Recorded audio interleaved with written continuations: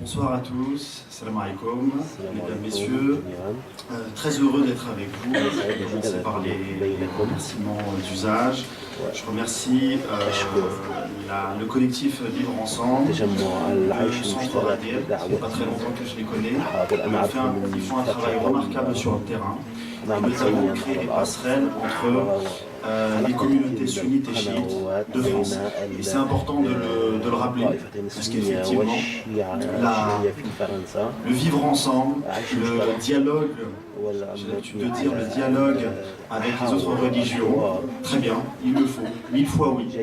Mais il y a également des dialogues intracommunautaires qu'il faut essayer de développer. Donc j'invite toutes celles et ceux qui sont présents à faire un petit peu comme le Centre Radir, à créer des passerelles dans un monde où on a envie de déchirer un petit peu les relations entre les musulmans. Nous avons besoin d'hommes et de femmes courageux qui à un moment donné vont dépasser un petit peu les blocages historiques depuis 14 siècles, des divisions complètement stériles au vu de l'exemple du prophète sallallahu alayhi wa sallam.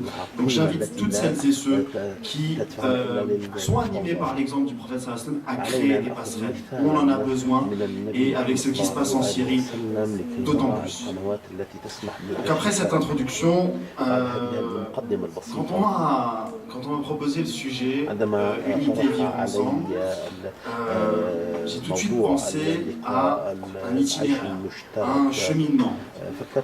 Unité, moi ça renvoie à l'unicité divine. L'unicité divine renvoie à la diversité des hommes. La diversité des hommes renvoie à la question de l'altérité. L'altérité renvoie forcément à une modération pour accepter cette diversité que Dieu a créée. Et cette modération doit être la condition sine qua non pour nous mener à un vivre ensemble. Un vivre ensemble ne doit pas rester un vœu pieux, et il a besoin des actions des uns et des autres.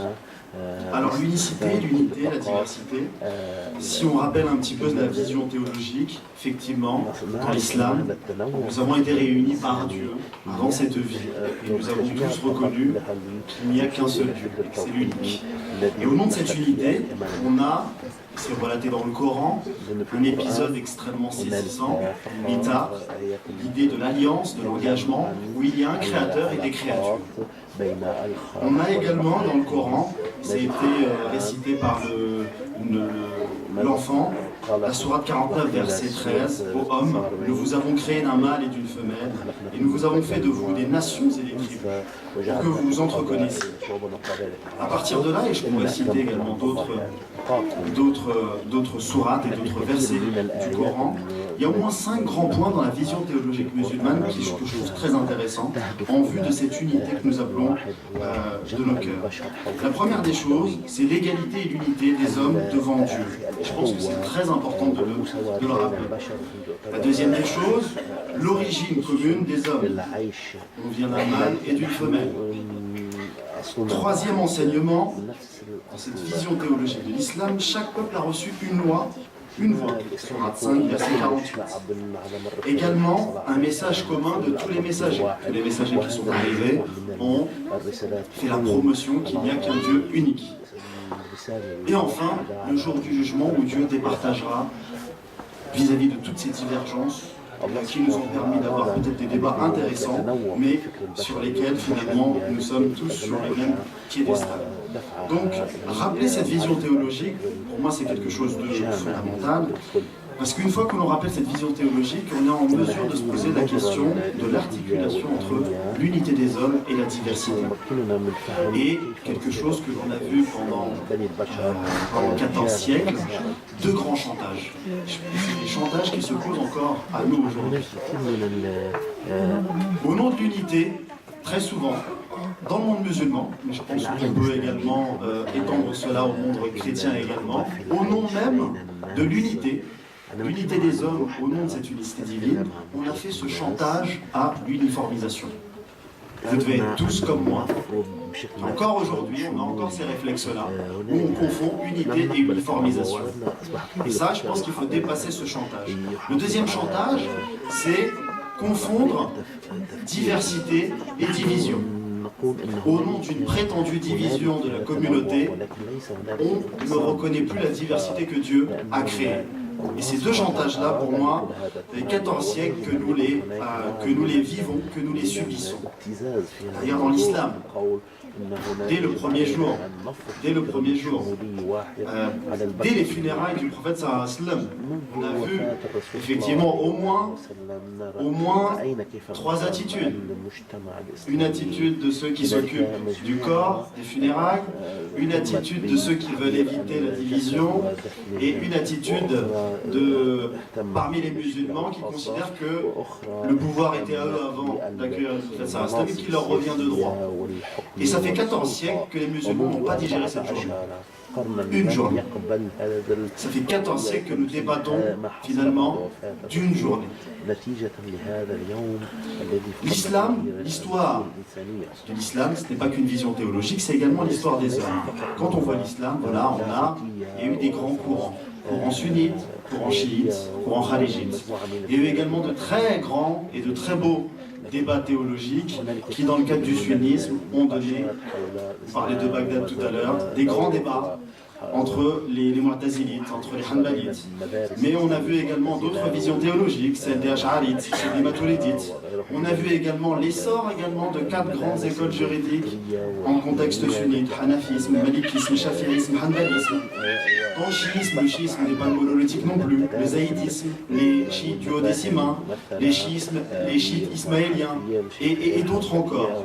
Le khalijisme également a donné en Algérie, on a une grande communauté des Ibadites dans le Mzab algérien. Le christianisme également, l'école, le courant orthodoxe, catholique, protestant. Et tous ces courants que je vous ai cités, il y a encore d'autres sensibilités qu'on ne pourrait pas, qu'on malheureusement faute de temps, qu'on ne peut pas tous citer. Mais pour vous dire que il y a cette diversité-là, c'est une richesse, c'est une vraie richesse, il faut en être conscient.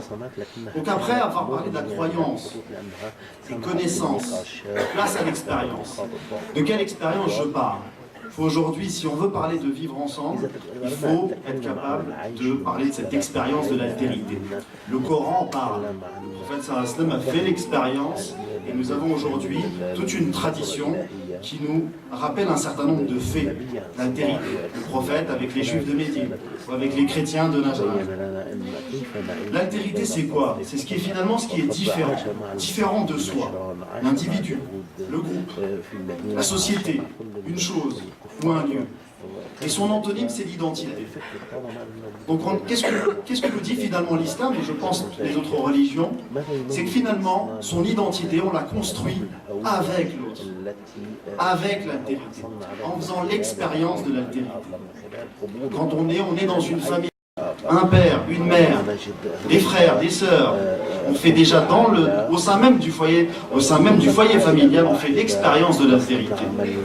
Avec les amis du quartier ou de l'école, en couple, il faut également insister là-dessus. Quand en islam on dit que le mariage est 50% de la religion, il y a cette idée que la réalisation de l'homme, comme la réalisation de la femme, dans un cas comme dans l'autre, passe par l'homme et par la femme. Et c'est quelque chose de beau, c'est une esthétique également, une vision du monde qui est extrêmement belle et que nous devons incarner au quotidien. La communauté également, les communautés musulmanes, nous voyons également cette richesse, cette diversité, et faire l'expérience de la diversité. Quand chacun d'entre nous, nous allons dans la mosquée, mais que nous n'appartenons pas aux mêmes sensibilités, il y a un apprentissage de l'altérité qui ne se fait pas du jour au lendemain. On vous apprend une version de l'islam qui appartient à une sensibilité. Et puis tout d'un coup, plus vous grandissez, vous rencontrez d'autres musulmans qui ne viennent pas forcément du Maghreb, qui ne viennent pas forcément d'Afrique. On a des musulmans qui sont de tradition européenne, depuis plusieurs générations. Comment fait-on? Eh bien, on fait l'expérience de l'altérité. Et ce n'est pas chose facile. De la même manière avec nos concitoyens chrétiens, nos concitoyens juifs, nos concitoyens humanistes, ceux qui n'ont pas de religion, il n'est pas de Dieu. Et faire l'expérience de l'altérité, voilà, c'est tout ça. C'est la condition sine qua non pour aller vers ce vivre ensemble. Donc identité d'un côté, altérité de l'autre. Et on est constamment balancé entre ce que nous sommes et ce que nous ne sommes pas. Et ne jamais finalement condamner ce que nous ne sommes pas, au risque de ne pas se construire en tant que soi. Donc c'est quelque chose qui pour moi est très important. Après la croyance, la connaissance, l'expérience, vient la résilience. Alors qu'est-ce que c'est que la résilience? C'est cette capacité à faire face à des situations difficiles. Boris Cyrulnik nous disait c'est l'art de naviguer entre les torrents. Il va faire l'expérience de la vérité, c'est l'art de naviguer dans les torrents. Les gens vont dire mais ce n'est pas ça. Tu parles de ça mais tu ne connais pas. Et parfois même cette gentillesse, cette ouverture et cette gentillesse qu'on peut avoir vis-à-vis de l'autre, ben, très souvent elle est de la faiblesse. Et à ce moment-là, comment fait-on? Comment fait-on pour encore avoir l'envie de s'ouvrir et de participer à travers son exemple au vivre ensemble? Alors, pour terminer mon propos, tout à l'heure, monsieur a parlé de modérer. Moi, je parlerai de modération. Pourquoi modération? Parce que très souvent, modérer a été une étiquette. Et moi, je n'aime pas trop les étiquettes. Je préfère les quêtes. Et la modération est une quête.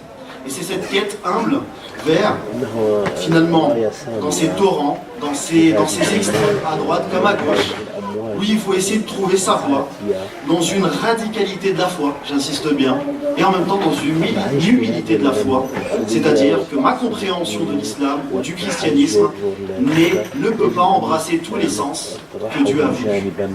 Et ça, c'est quelque chose d'extrêmement compliqué pour un croyant, de se dire que je crois. C'est difficile peut-être dans une société sécularisée de croire, mais dans un monde qui peut-être croit peut-être plus en la science ou en autre chose, qui a peut-être appris à ne plus croire, de se dire à la fois je vais être dans une radicalité de la foi et en même temps je vais être dans une humilité de la compréhension et de me dire que dans ce miroir qui a éclaté, je n'ai qu'une parcelle du miroir, mais en aucun cas je n'ai le miroir en entier. Quand on parle de modération dans l'action, cette modération elle ne modère pas la foi, mais elle redonne de l'humilité aux actes de foi. Elle rappelle aux croyants une chose qui est pour moi très importante, c'est que les croyants ne sont pas propriétaires de leur foi. Malheureusement, beaucoup de musulmans oublient que la croyance, la guidance, c'est un don divin. La guidance ne va pas de soi. Aujourd'hui, nous l'avons, peut-être que demain, nous ne l'aurons plus. Et ce n'est pas quelque chose, ce n'est pas un verre ou un stylo que je peux mettre dans ma poche.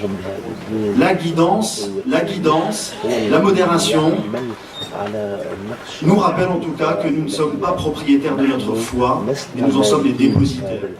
Il y a un certain nombre de valeurs, de principes dogmatiques et éthiques que nous devons incarner au quotidien. La modération, elle dépasse les idéologies clivantes, racistes ou meurtrières. Elle se positionne pour, et je dis bien pour, pas forcément contre, elle se positionne pour des valeurs et des principes. La paix, la justice, on peut reprendre la devise de la République française, la liberté, l'égalité, la fraternité. Et le fait de prendre position pour et pas contre les valeurs et les principes, on est capable et en mesure, au nom de cette modération, de condamner toutes les violences. La violence du fort comme la violence du faible. La violence du fort n'excuse pas la violence du faible. Et la violence du fort n'est pas excusable parce que tout d'un coup on aurait un lexique un peu plus, comment dire, un peu plus politiquement correct. Les frappes chirurgicales, aussi léchées que ça peut être, ça tue des gens. Les frappes chirurgicales tuent des gens. Donc, condamner tout type de violence et en même temps être solidaire de toutes les victimes. Je pense qu'ici, et nous devons le dire, si nous voulons promouvoir l'unité de vivre ensemble, qu'une victime à Washington, à Paris, en Palestine ou en Syrie, ça a la même valeur. Et je suis désolé de rappeler une banalité, mais quand on voit le traitement médiatique, quand on voit que dans certains, malheureusement, drames terroristes ou autres, on a des visages, on a un nom, on a un prénom, on a des familles qui témoignent. Et dès lors que c'est dans d'autres régions du monde, on a des chiffres qui nous disent combien il y a de morts. Mais est-ce que ces gens-là n'ont pas de famille? Est-ce que ces gens-là n'ont pas de nom? Est-ce que ces gens-là n'ont pas de prénom? Condamner toutes les violences et être solidaire avec toutes les victimes. Donc le vivre ensemble, et je terminerai là-dessus, doit avoir comme perspective cette civilisation humaine qui a à l'œuvre. Oui, Dieu crée les conditions d'une civilisation humaine. Et aujourd'hui, il faut, comme nous faisons aujourd'hui, créer des passerelles entre les religions, à l'intérieur même des religions, Et puisqu'aujourd'hui nous célébrons l'anniversaire de Mohammed Sallallahu et de Sidna Issa, je pense que ce chemin, nous n'y arriverons pas seuls. Nous aurons également besoin de ces modèles inspirants que furent ces deux grands hommes. De dire également à nos frères chrétiens que nous aimons Jésus. Et également de dire aux chrétiens, de nous dire également qu'ils aiment Mohammed. On aimerait également l'entendre. De dire également aux musulmans, sunnites comme chiites, d'aimer ensemble Mohammed. Un jour de paix, un jour de paix, un jour d'amour dans une année, pour se dire que finalement, il peut y avoir des débats, il peut y avoir 14 siècles d'histoire, mais cette personne-là, cette figure-là, cet exemple-là, nous inspire au quotidien, certes chacun à notre façon, mais nous avons besoin aujourd'hui de rappeler et de vivre ensemble cet amour en intracommunautaire et en extracommunautaire.